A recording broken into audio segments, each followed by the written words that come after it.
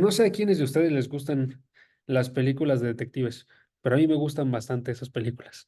Las películas de detectives, por ejemplo, haciendo referencia a personajes como Sherlock Holmes, haciendo referencia a personajes, nunca lo he logrado pronunciar, pero como los creados por Agatha Christie. No sé si ubican ustedes esa serie de libros que también se han hecho películas recientemente, ¿no? Aquí Agatha Christie es una escritora que literalmente escribía prácticamente solo acerca de ficción de detectives. O sea, estas historias donde hay un crimen que se comete y entonces un detective entra y tiene que, a través de la evidencia, ver quién es el culpable, ¿sí? Entonces hay varias de esas. Una de ellas, por ejemplo, está la de Muerte en el Nilo, que salió hace como 2 años. Está la de, no me acuerdo cómo se llama, la que salió el año pasado, pero creo que se llamaba Asesinato en Venecia. Estaba viendo si la encontraba, pero no la encontré.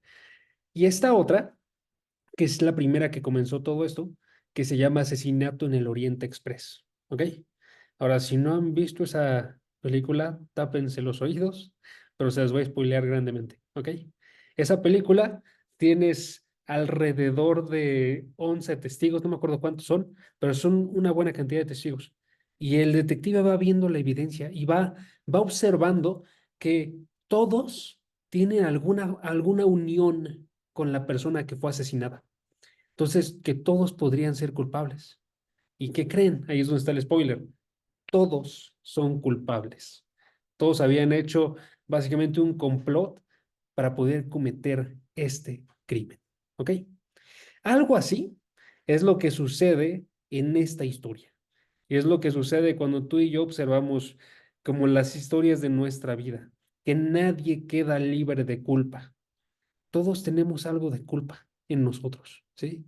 En esta situación que vamos a estar observando el día de hoy, Génesis 27, observamos nosotros a cuatro personajes. Observamos a Isaac, a su esposa Rebeca y a sus dos hijos gemelos, que eran Esaú y Jacob, ¿sí? Y estos, todos ellos tienen culpa dentro de esta historia. Ninguno se ve bien, ¿sí? Todos se observa que caen en pecado grandemente, ¿sí? Y tú y yo también así tenemos que pensar acerca de nuestra vida, si somos bien honestos. Usualmente tendemos a pensar mucho, alguien me hace daño a mí, pero no tendemos a pensar cuál es mi responsabilidad en esto. ¿Qué hice yo que fue malo dentro de esto? ¿Sí? El día de hoy vamos a estar observando que podemos haber actuado mal de varias formas en nuestras situaciones de la vida diaria, ¿va? Ahora, la historia va así, ¿ok?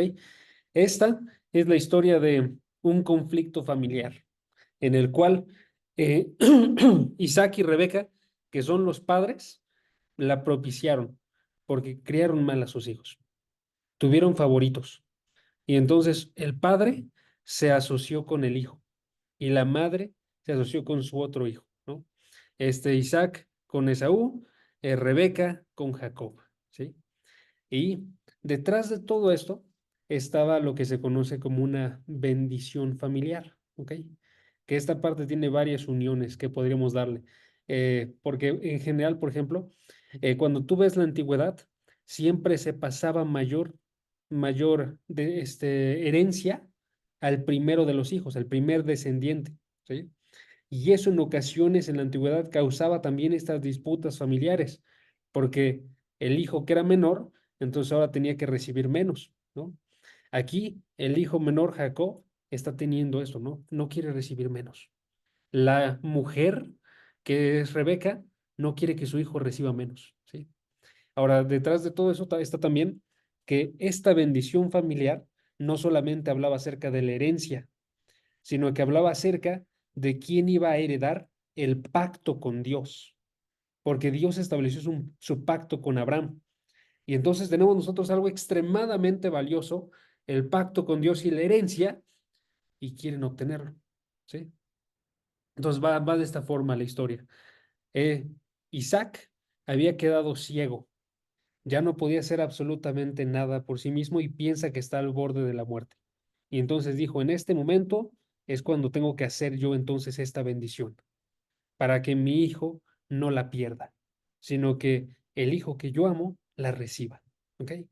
Isaac va entonces y decide llamar a su hijo Esaú y dice, te voy a bendecir, solamente tráeme algo de comer.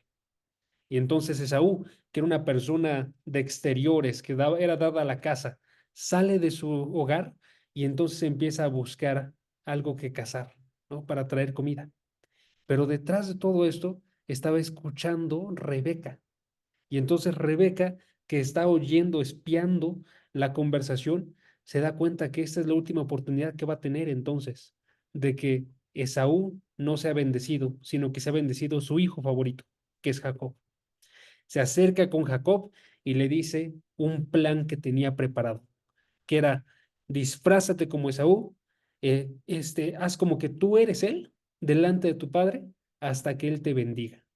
Yo voy a hacer la comida, porque ya también lo conocía por mucho, entonces iba a hacer una comida que fuera muy rica para él, y tú vas a entregársela, perdón, y vas a acercarte a él y pedirle la bendición.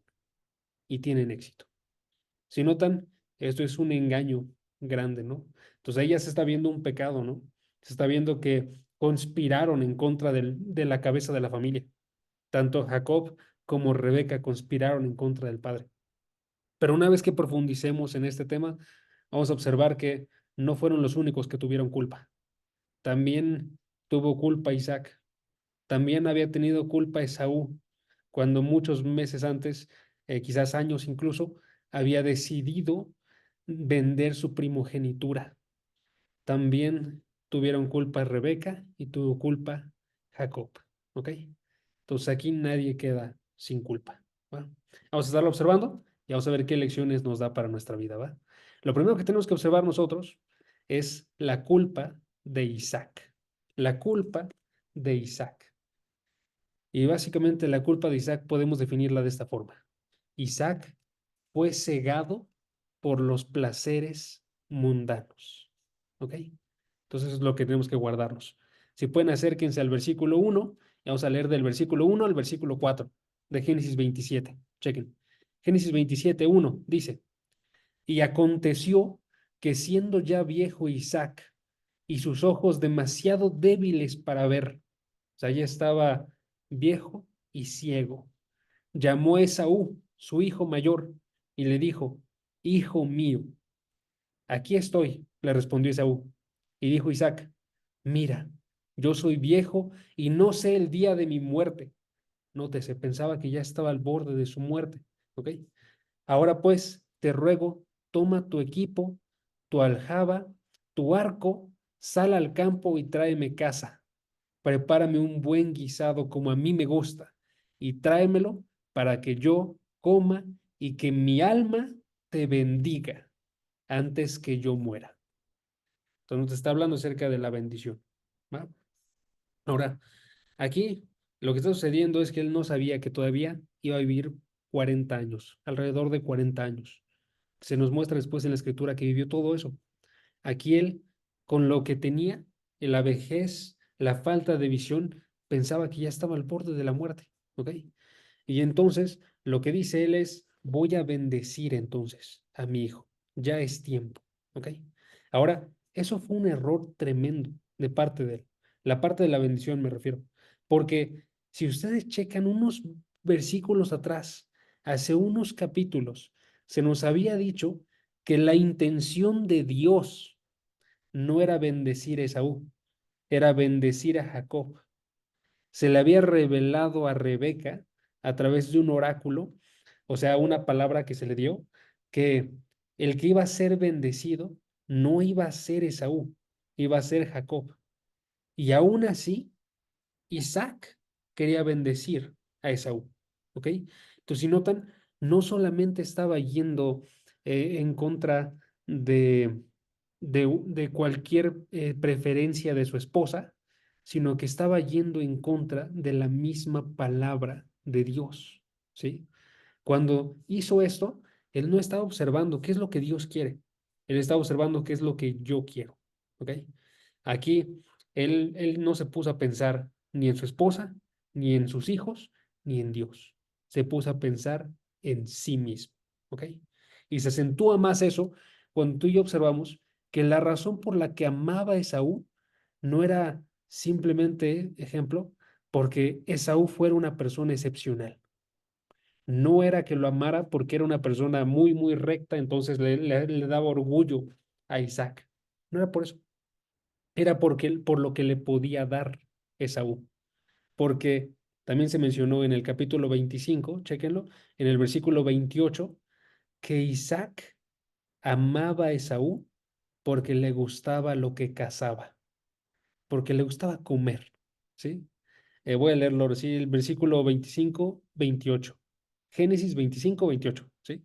¿Qué dice? Dice, Isaac amaba a Esaú porque le gustaba lo que cazaba, pero Rebeca amaba a Jacob, ¿sí?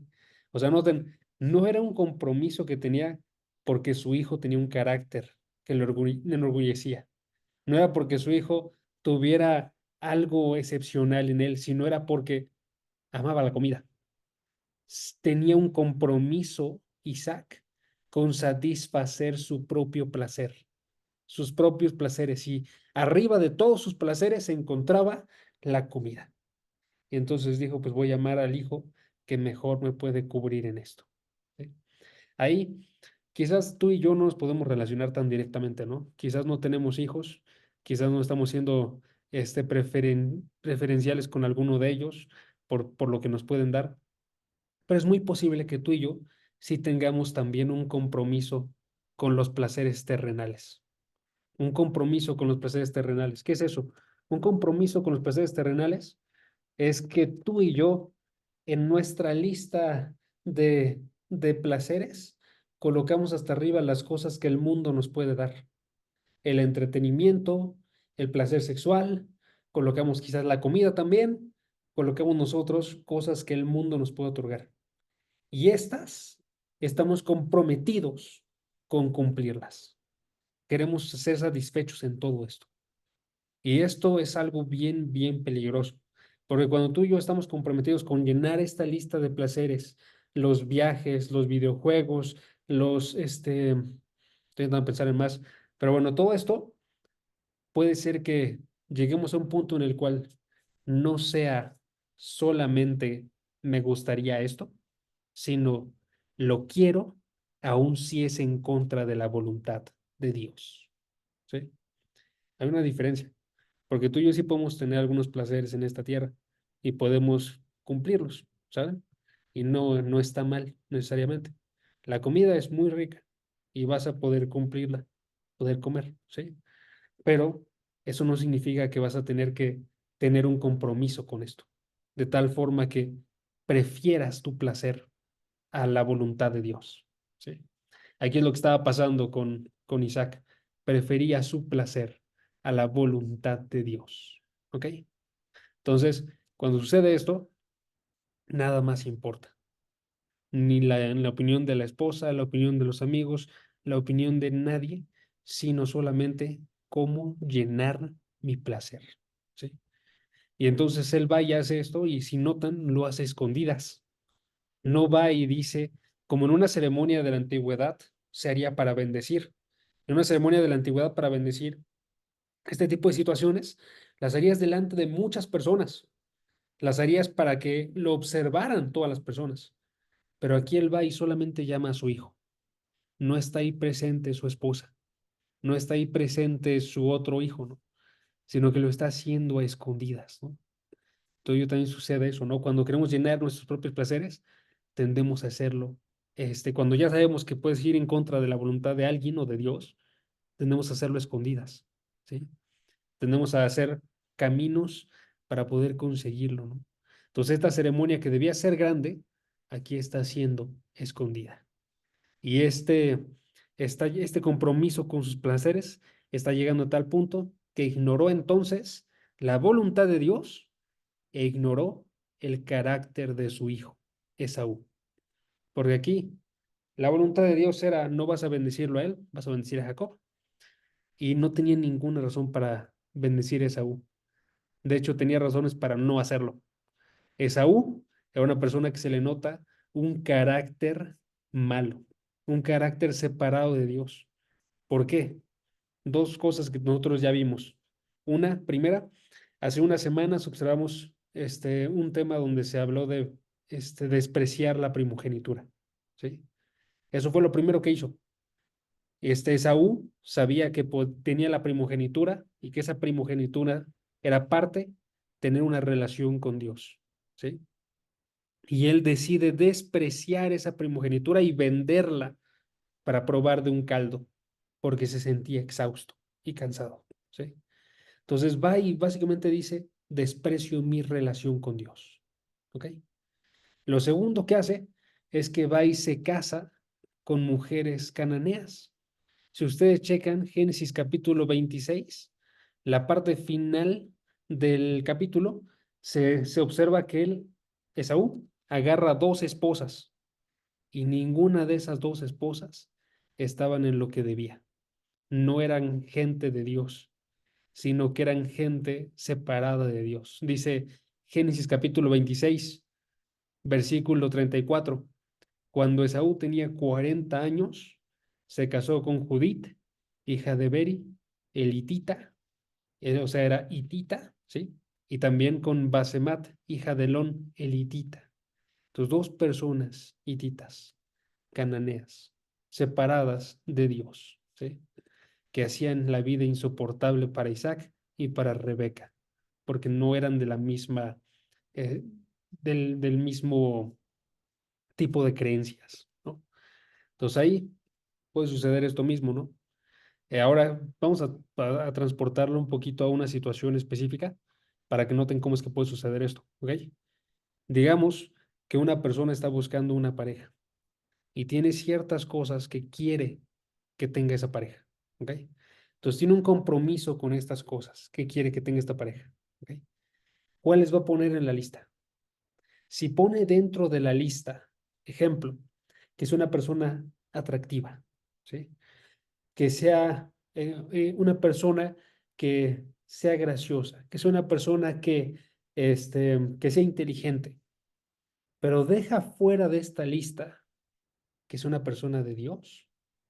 Nótese que su compromiso va a estar mal situado y su compromiso con esto lo va a llevar a ignorar incluso que la persona no es de Dios.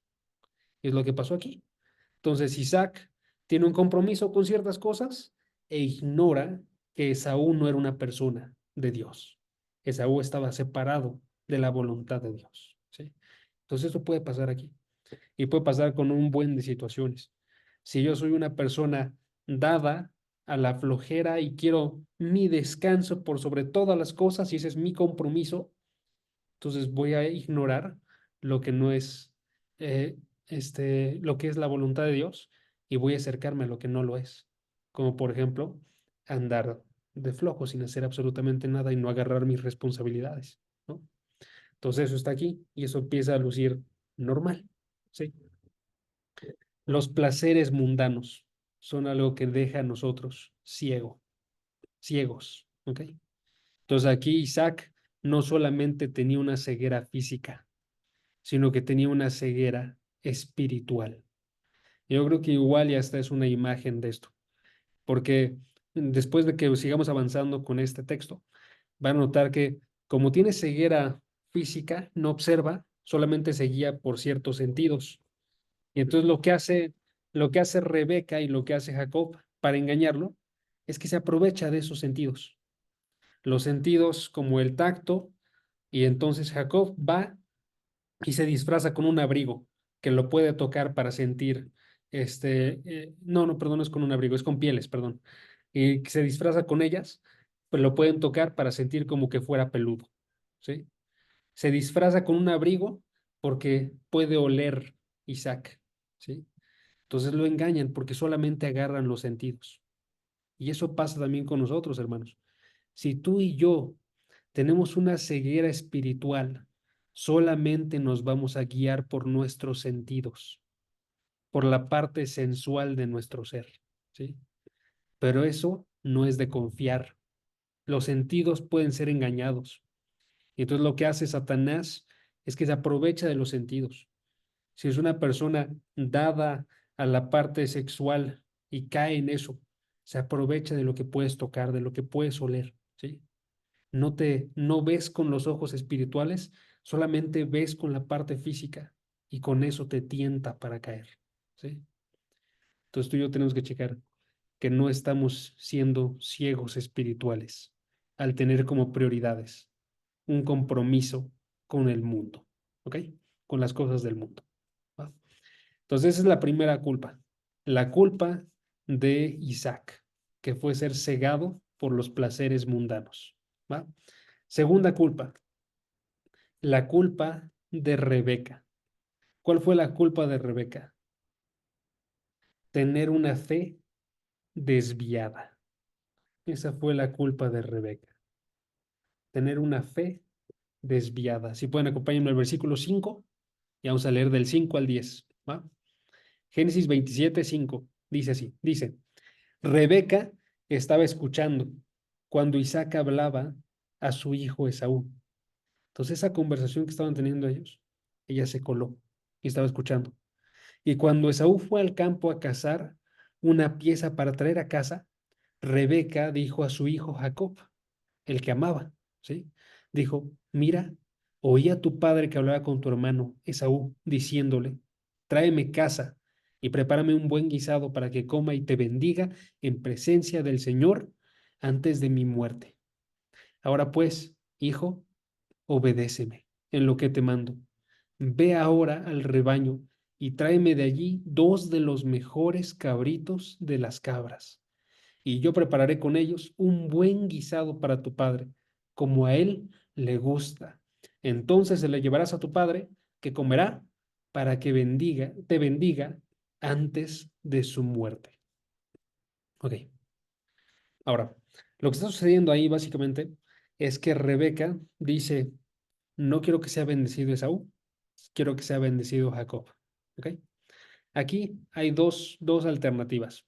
Una era que quería que fuera bendecido Jacob porque era su hijo preferido. Eso sería una alternativa mala, ¿ok? Y otra era que quería que se fuera bendecido Jacob porque se le había dado un oráculo, un mensaje de parte de Dios de que Jacob era quien tenía que ser bendecido, ¿ok? No se sabe del todo cuál es. La parte del oráculo puede ser que haya sido la que más influenció. Entonces vamos a tomarla como que es la que influenció más, ¿ok? Que Jacob era muy amado por Rebeca porque la profecía había dicho esto. ¿Ok? Nada más porque quiero que recordemos la profecía. Si pueden, acérquense a Génesis 25. Génesis 25, y vámonos al versículo 23. Nada más para que la veamos. Ese es el oráculo que me refiero. ¿Va?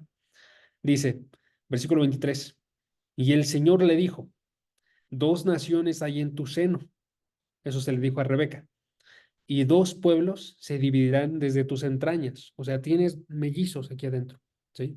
Y esos mellizos tienen un conflicto. Y dice, un pueblo será más fuerte que el otro y el mayor servirá al menor. ¿Ok? Ahí es la parte esencial de esta profecía.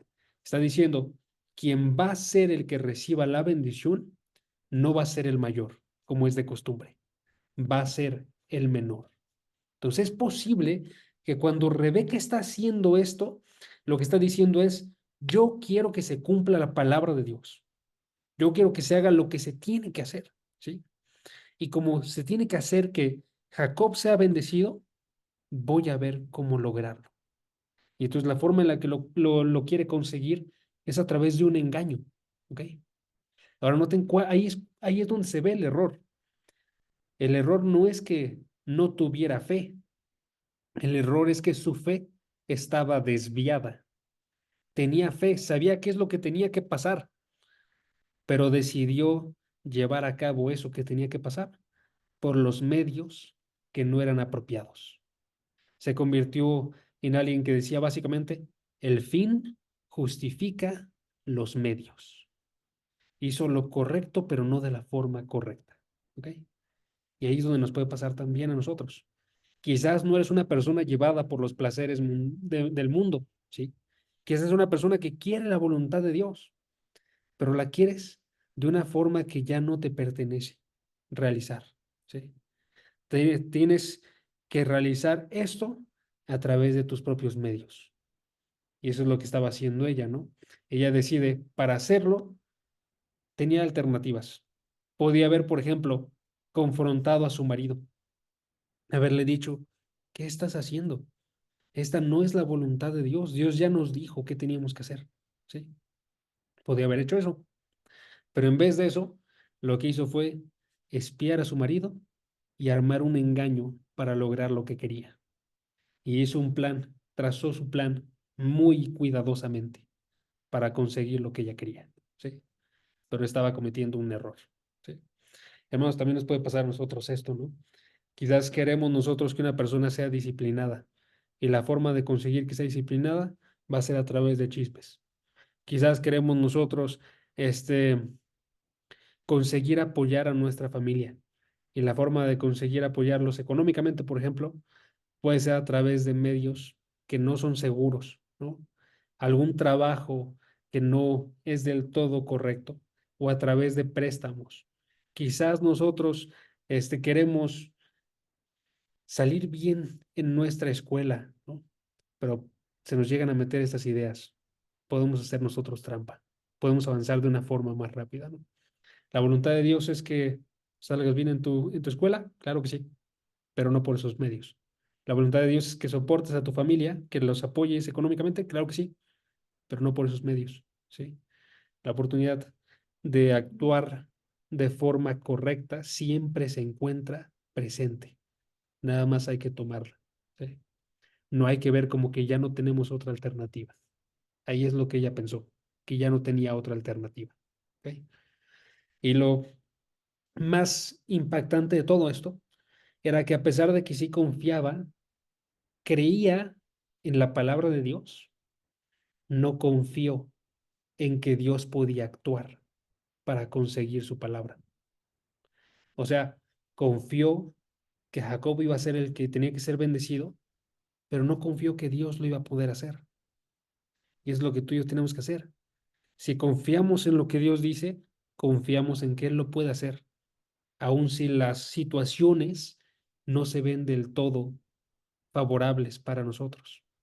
Les pongo un ejemplo, nada más, y continuamos con la historia, ¿va? El ejemplo de los tres amigos de Daniel, muy, muy conocidos, porque cuando ellos se les fue dicho de parte del gobierno, o alabas tú la estatua o te mueres, ¿sí? ¿Qué hicieron ellos? Ellos no intentaron hacer una revuelta junto con todas las personas judías del lugar, ¿sí? No, no fueron y llamaron a Dios para que hiciera algo mal en contra de la persona, ¿sí? ¿Qué dijeron? Les dijeron, Daniel capítulo 3 versículo 17 y 18. Le dijeron lo que les tocaba. Les dijeron, ciertamente nuestro Dios, a quien servimos, puede librarnos del lobo de fuego ardiente, y de su mano, oh rey, nos librará. Pero si no lo hace, ha de saber, oh rey, que no serviremos a sus dioses, ni adoraremos la estatua de oro que ha levantado. O sea, dijeron, nosotros vamos a hacer lo que nos toca. No te vamos a alabar a ti y le dejamos a Dios el resto. No sabemos si lo va a hacer o no lo va a hacer Dios, pero confiamos en Él. Y eso es lo que debía de haber hecho aquí Rebeca. Debía de haber dicho, ¿sabes qué? Lo que me toca a mí es someter a mi marido, confrontar lo que tenga que, pero fuera de ahí no me toca nada más. Pero yo confío en que Dios puede hacerlo, ¿sí? Y así también tenemos que ser tú y yo. Si nosotros sabemos que Dios nos ha llamado como este, hombres de familia o como personas que forman parte de una familia a ayudar económicamente, sabemos nosotros que Él lo va a hacer. Nada más tenemos que hacer nuestra parte y confiamos en que Él nos va a ayudar en el resto, ¿sí? Les voy a dejar ese ejemplo nada más porque a mí me impactó mucho en mi vida. Este, yo no llevo tanto casado, llevo 2 años casado, ¿no? Y en algún punto de esto casado dije, las cosas están un poquito más caras de lo que pensé que iban a estar. Pero lo que me toca a mí, ¿qué es? Trabajo y le dejo el resto a Dios, ¿sí? Y lo que pasó, gracias a Dios, fue que fueron saliendo pequeños trabajitos. Que básicamente gente se llegó a acercar a mí y me dijo, oye, ¿me puedes ayudar con esto? oye, en mi empresa necesitan ayuda con esto. Lo que hice fue aprender, por ejemplo, a facturar para poder tener trabajos externos y hacerlo todo dentro de la ley. Y, y ha sido Dios el que nos ha sostenido todo este tiempo, la verdad. Entonces, Dios actúa si tú y yo actuamos de forma correcta, ¿sí? Y si no lo hace, tiene su propósito dentro de esto y se cumple también eso. Pero nuestra fe tiene que mantenerse firme, recta, ¿sí? Entonces, aquí estaba el segundo error, ¿va? Ahora vamos a vernos el tercer error. ¿Cuál es la tercera culpa? La culpa de Jacob. La culpa de Jacob, ¿sí? ¿Cuál fue la culpa de Jacob? Ok, Jacob dentro de la historia va y básicamente dice, voy a hacer lo que tú me dices, a su mamá, ¿ok? Su mamá le dice, ya hice todo este plan. Jacob dice, ok, lo voy a realizar, lo voy a poner en práctica, ¿sí? Ahorita les digo cuál es la culpa de Jacob, pero les sigo contando esta idea. Ojo, aquí, Jacob no tiene defensa, hermanos, ¿eh? Por algunas personas podrían decir, no, pues tiene defensa porque, pues Jacob es el hijo, ¿no? El hijo tiene que hacer lo que diga la madre, pero no, cuando te dice que peques, no lo tienes que hacer, ¿sí? Y también sumado a eso, aquí Jacob no es un niño. Jacob tiene al menos 40 años para este momento. ¿Cómo sabemos eso? Porque en el capítulo 26, se está trabando un poco, pero déjenme, me muevo. Pero bueno, Jacob, les digo, aquí no es un niño. Aquí tiene al menos 40 años. ¿Cómo sabemos eso?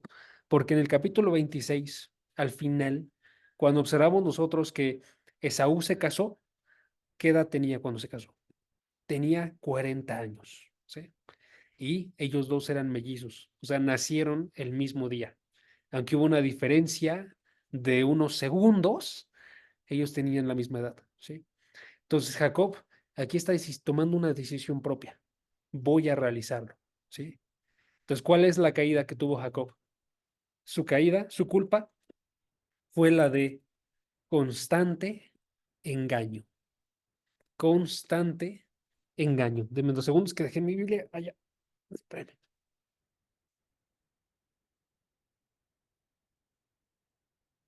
Ok. Y vamos a leer ahora sí el pasaje de lo que realizó Jacob. ¿Va?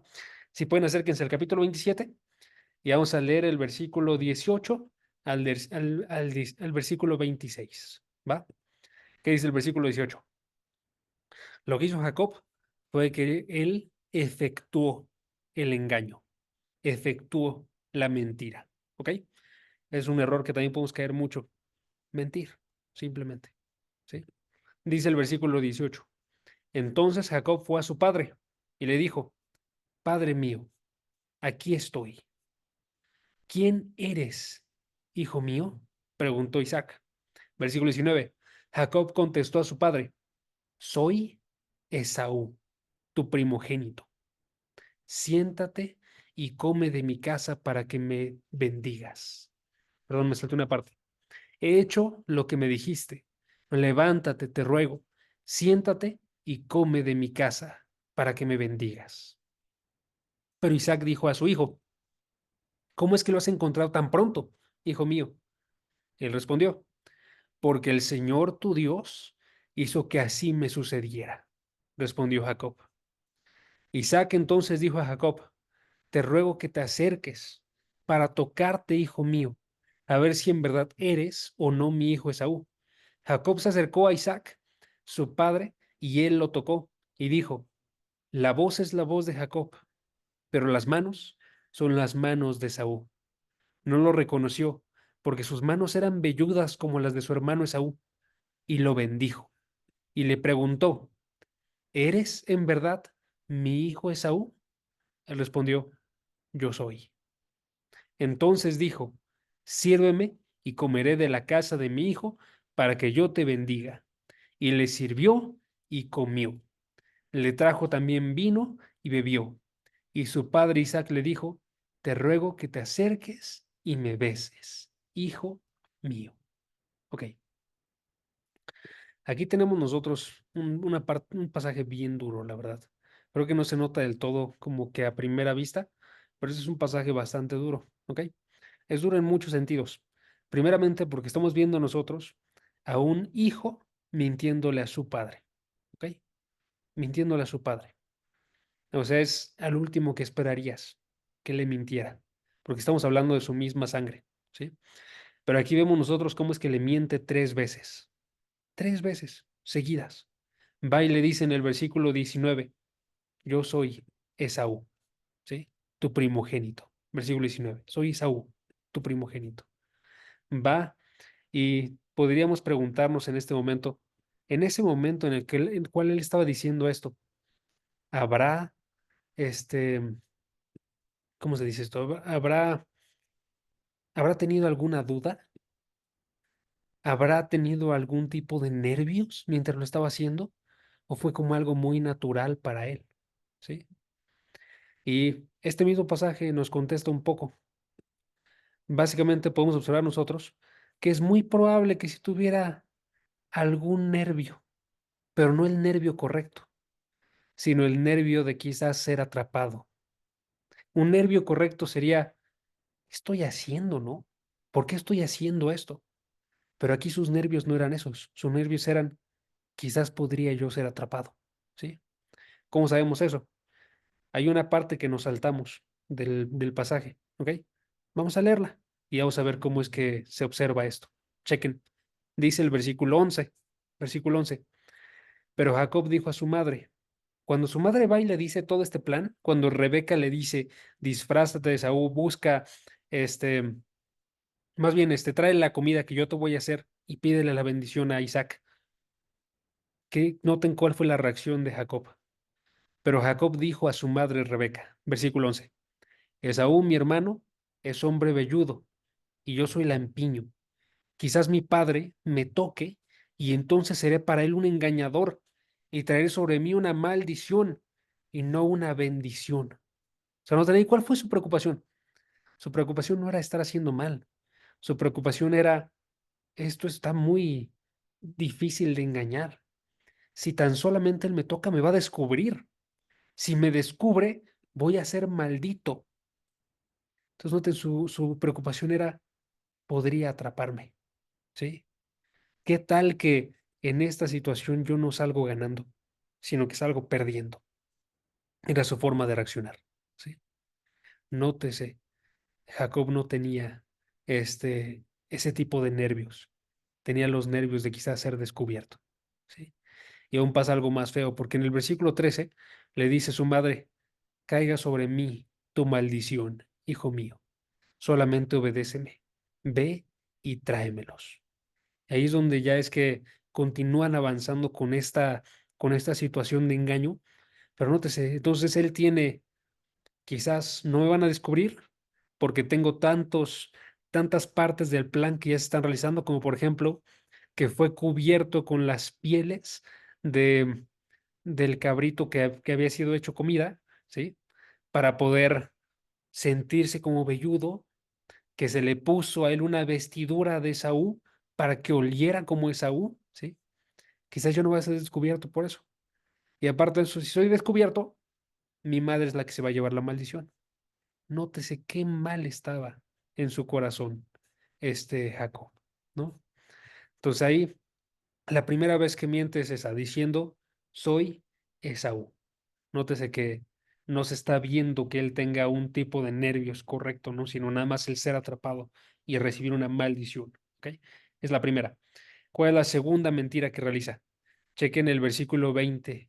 Versículo 20 dice, pero a Saúl, vamos a leer desde el 19 nada más para que tengamos bien el contexto.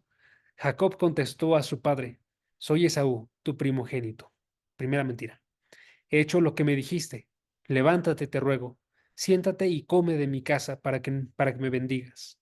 Pero Isaac dijo a su hijo, ¿cómo es que lo has encontrado tan pronto? Entonces ahí va y le dice una pregunta de que Isaac como que está notando algo raro aquí, ¿no? Usualmente una persona cazando tarda más tiempo. Y ahí va la segunda mentira. Noten qué pesada es esta segunda mentira. Dice el versículo 20, a la mitad. Porque el Señor, tu Dios, hizo que así me sucediera. Entonces, ¿cómo elevó la mentira? Ya no fue solamente voy a mentir a mi padre, sino voy a mentir acerca de lo que ha hecho Dios. Voy a mentir en una mentira que involucra a Dios. ¿Sí? Entonces, nuestros corazones pueden estar tan duros que lleguemos no solamente a ser gente que no le importa a su familia, no solamente a ser gente que se entrega a los pecados sin nervios, sino que podemos estar tan duros que incluso ponemos a Dios en nuestros pecados. Eso puede pasar, ¿sí? No piensen solamente en la mentira, ¿no? La mentira es un pecado que está viéndose aquí con Jacob, pero puede suceder esto en cualquier pecado, ¿no? Que te importe tanto conseguir ese pecado que no importa lo que suceda con tu familia, que te importe tanto conseguir ese pecado que no te sientes tú en lo absoluto mal de estarlo realizando y que quieras tanto eso que incluso metas a Dios y no te dé ningún tipo de vergüenza realizar eso. ¿Sí? Entonces es la segunda mentira. Y la tercera mentira que va y realiza sucede después de que Isaac ya lo tocó, que ya lo olió, ¿sí? Pero aún así quiere asegurarse una última vez. Y entonces después de tocarlo, después de olerlo, va y dice, versículo 24, ¿eres en verdad mi hijo Esaú? Y él responde, tercera mentira, yo soy. Entonces notes ahí tuvo tres, tres oportunidades de alejarse de su mal actuar. Tres oportunidades de no mentir, en este caso. ¿Sí? ¿Y cuántas veces también se nos dan a nosotros, hermanos? O sea, tú y yo tenemos una primera vez y quizás fallamos en esa vez, pero luego tienes una oportunidad más y ahí puedes decir que no al pecado y alejarte de ello. Pero si continúas así, llega un punto en el cual simplemente te entregas a ello. Aquí Jacob se entregó a ello. Tuvo estas tres oportunidades de rechazarlo, pero se entregó a su pecado. ¿Sí? Ahora, lo que sucede después de esto, básicamente es que Isaac va y lo bendice. Eso yo creo que vamos a guardarlo para la próxima, pero les doy un cuarto punto para el día de hoy, y es el punto de la soberanía de Dios. ¿Va? La soberanía de Dios. ¿Ok? Porque aquí sucede algo bastante particular. A pesar de que todas estas personas están actuando mal, en este pasaje se puede decir, se cumple la voluntad de Dios. ¿Ok? Por eso es que se titula, digo, título final que les di, ¿no? Pero fue la soberanía de Dios y nuestros errores. Todos podemos cometer una gran cantidad de errores y aún así la soberanía de Dios está firme y permanece, ¿no? Hay muchas cosas que nos muestra este pasaje, ¿no? Nos muestra, por ejemplo, que lo normal es que los hombres se opongan a la voluntad de Dios. Aquí todas las personas que están envueltas se opusieron a la voluntad de Dios. Isaac no quería que fuera bendecida la persona que Dios quería bendecir. Rebeca no quería que fuera en los términos de Dios, quería que fuera en los suyos. Jacob se entregó al pecado y lo hizo sin vergüenza, ¿no? Se nos muestra entonces a través de esto un principio que es bien, bien importante, ¿no? Saber que todas las personas buscan lo suyo propio y no lo que es de Dios, ¿sí? Esto es una frase que aparece en Filipenses 2:21, pero creo que aplica bastante bien, ¿no? Todos nosotros tendemos a buscar lo nuestro propio. Tendemos que aprender nosotros a abandonar eso, no buscar lo nuestro, sino lo que es de Jesucristo, ¿sí? Pero bueno, aquí lo normal siempre es eso. Una persona busca lo suyo propio, busca actuar de acuerdo a lo suyo. Y a Dios no le agrada en lo absoluto esto, ¿sí? Y entonces una primera forma en la que vemos la soberanía de Dios aquí, hermanos, es que cuando las personas van y realizan lo suyo propio, no les va bien, ¿sí? Si tú y yo hacemos lo nuestro, no nos va bien, ¿ok? Entonces, aquí les voy a dar unos ejemplos. A pesar de que Isaac, perdón, que Rebeca y Jacob consiguieron lo que querían, que fue que fuera bendecido Jacob, no se quedaron sin consecuencias. Consiguieron eso, pero hubo consecuencias después. ¿Sí? Por ejemplo, eso lo vamos a ver la próxima semana, pero lo que sucedió después de esto es que Esaú regresa, es maldecido por Isaac y se llena de ira en contra de Jacob. Y Esaú decide, en el momento en el que mi padre muera, tú estás muerto. ¿Sí? Entonces, una primera consecuencia que sale de todo esto para Rebeca, para Jacob, es el odio completo de su hermano Esaú. ¿Sí? Seguido de eso, una segunda consecuencia. Como está tanto el odio y lo van a asesinar, Rebeca le dice a Jacob, vete de aquí, ya no puedes seguir aquí, ¿sí? Vete a otra tierra, ¿no? Y se va a Mesopotamia. Y entonces este Jacob, ¿ahora qué tiene que sufrir? Como consecuencia sufre el tener que irse todos esos kilómetros, ¿sí? Alejarse de su familia, alejarse de su padre Isaac, alejarse de su madre Rebeca. Y en su vida no vuelve a ver a su madre por lo que hizo. Y seguido de eso, cuando está él en Mesopotamia, cuando se encuentra con sus familiares que están allá, uno de sus familiares se llama Labán, este hombre va y lo engaña, de la misma forma en la que Jacob engañó a su padre Isaac. Entonces es engañado y tiene que trabajar por 14 años. Es engañado y lo tratan de una forma mala, ¿sí? Lo tratan de una forma mala, que es la misma forma en la que él actuó con Isaac y con su hermano Esaú. Entonces noten, la soberanía de Dios está presente y a pesar de que parecería que salieron ellos con la suya, aún así surgen consecuencias. Entonces este es uno de los pasajes que tenemos que nos muestra más claramente que Dios siempre está presente en nuestras vidas y nos puede traer consecuencias, ¿sí? En ello. La flojera, hermanos, da como resultado falta económica, da como resultado ser despedidos del trabajo, da como resultado no conseguir otro trabajo, ¿sí? La caída sexual da como resultado enfermedad, da como resultado embarazos no deseados, da como resultado ya una falta de satisfacción. El no leer la palabra da como resultado una falta de herramientas para luchar contra el mundo y el enemigo y la carne. Y podemos seguirnos así con todos los pecados. Hay consecuencias en cada uno de ellos, ¿no? Parte de la soberanía de Dios es que a pesar de que tú haces los planes y yo hago los planes para llenar nuestros placeres, Él nos trae las consecuencias, ¿sí? Entonces hay que tener mucho, mucho cuidado, ¿va? Ahora, la otra parte de la soberanía de Dios que vemos en este pasaje es una parte buena. Aquí se les voy a decir, ¿va? Es que a pesar de todos los errores que cometió Jacob, que cometió Rebeca, aún así Dios les muestra mucha gracia a ellos, ¿sí? Dios muestra gracia con sus hijos. Junto con la consecuencia que te da, también te da gracia, ¿ok? Y esa parte es una parte que nos llena de esperanza, ¿no? Porque tú y yo ya hemos cometido errores, ¿ok? Y no queremos consecuencias para el futuro, entonces la idea aquí es que dejemos de estar cometiendo los mismos pecados, ¿no?